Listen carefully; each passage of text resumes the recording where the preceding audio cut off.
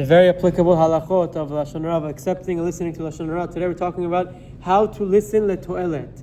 When someone comes and is asking for information, le'to'elet, when there's a purpose, when there's a reason, we know Lashon Hara is very severe, but there's often a scenario where it's permitted to be revealed. In order not to stumble in Shemiyat Lashon Hara, listening to Lashon Hara, the proper procedure for listening le'to'elet, for a purpose, is as follows. If someone approaches a person to tell him Lashon Hara, you should ask him if the information he plans on relaying could be of any benefit for him. Example, in his business matters, or so that he may be, or so that he may rebuke the subject of Lashon Hara, etc. If the speaker responds positively, it is mutar, listen, but not be mekabel. So this is a very classic example. Someone who comes to approach you and tell you Lashon Hara, it sounds weird, but the perfect world would be first ask, what's this for? Why do you care? Is it just to be nosy? That's Lashon Hara. We can't talk about that. But is it to prevent yourself from, God forbid, getting stolen or getting into a bad business venture, etc.? Then it's for sure permitted, it's for sure mutar.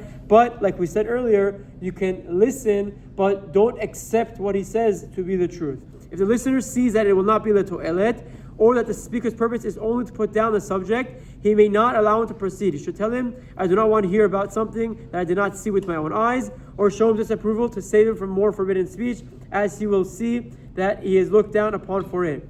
If he listens even one time, this will encourage the speaker to continue in his ways and return to listen to more news and unsavory information as well.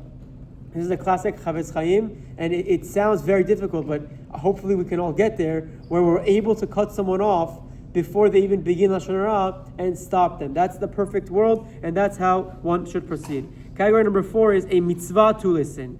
At times, it can be a mitzvah to listen to Lashon Hara. If one feels that he will be able to demonstrate to the listeners or to the speaker himself that the information is not accurate, or provide some other explanation that gives the subject the benefit of the doubt, it may be permitted. So it sounds very interesting, a very nuanced halacha, but let's say you know for sure the real story, or you know that you're persuasive and you're charming and people will listen to what you have to say.